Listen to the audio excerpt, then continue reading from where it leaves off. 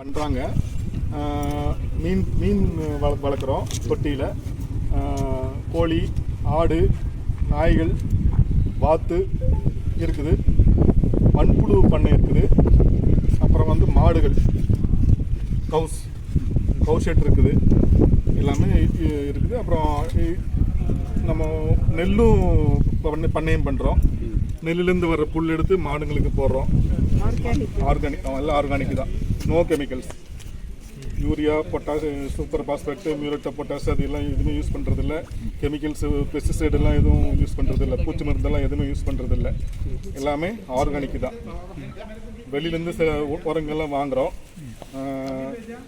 For example fish amino acid மாதிரி தயாரிக்கிறோம். ஜீவாமிர்தம் தயாரிக்கிறோம். பஞ்சகாவியை தயாரிக்கிறோம். இந்த மாதிரி இதெல்லாம் ஆர்கானிக் அமெண்ட்மெண்ட்ஸ்லாம் தயாரிக்கிறோம். மற்றபடி வெளியில் சில ஃபெர்டிலைசர்ஸ் எல்லாம் வாங்குகிறோம். அது பார்த்திங்கன்னா ஃபிஷ் மீல் ஒன்று, பயோ பூஸ்ட் அப்படிங்கிறது ஒன்று. இந்த மாதிரி ஒரு சில 3-4 ஃபெர்டிலைசர்ஸ் வெளியிலேருந்து வாங்குகிறோம். அது மட்டும்தான் நெல்லுக்கு மற்ற வெஜிடபிள்ஸுக்கெல்லாம் யூஸ் பண்ணுறோம். நெல்லுலேருந்து வர்ற புல்லை நம்ம அறுவடை பண்ணி நம்ம மாடுங்களுக்கு போடுறோம். மாடுங்களுக்கு சில தீவனங்கள்லாம் போடுறோம் வெளியிலேருந்து வாங்கி. பெல்லட்ஸு, புண்ணாக்கு, அப்புறம் தவிடு இதெல்லாம் வாங்குகிறோம். மற்றபடி கோழிங்களுக்கு தீவனம் தனியாக போடுறோம். இந்த மாதிரி சிலதெல்லாம் சைக்கிள் பண்ணிக்கிறோம். நம்ம இது மண்புழு இதுக்கு நம்ம இங்கே மாடுங்கள்லேருந்து கிடைக்கிற வேஸ்டெல்லாம் அதுக்கு எடுத்து போடுறோம். மண்புழுலேருந்து கிடைக்கிற உரங்கள் எடுத்து கிருஷிக்கு நம்ம போடுறோம். இதுதான் சைக்கிள். நீங்கள் எதிர்பார்க்குறது சொல்கிறேன். மற்றபடி இந்த இயற்கை வேளாண்மை நிறைய பண்ணிகிட்ருக்குறோம் இங்கே. அதெல்லாம் ஒவ்வொரு இடத்துக்காக போகும்போது நான் சொல்லிக் கொடுக்குறேன் உங்களுக்கு என்னென்ன பண்ணுறோம் அப்படின்னு. பூச்சிங்களுக்கு என்ன கட்டுப்பாடு பண்ணுறோம், நோய்களுக்கு என்ன கட்டுப்பாடு பண்ணுறோம், இதெல்லாம் ஒவ்வொரு இடத்துலையும் போகும்போது நான் உங்களுக்கு சொல்லிக் கொடுக்குறேன். இங்கே பெர்மா கல்ச்சர் அப்படின்னு சொல்லிட்டு ஒன்று பண்ணிகிட்ருக்குறோம்.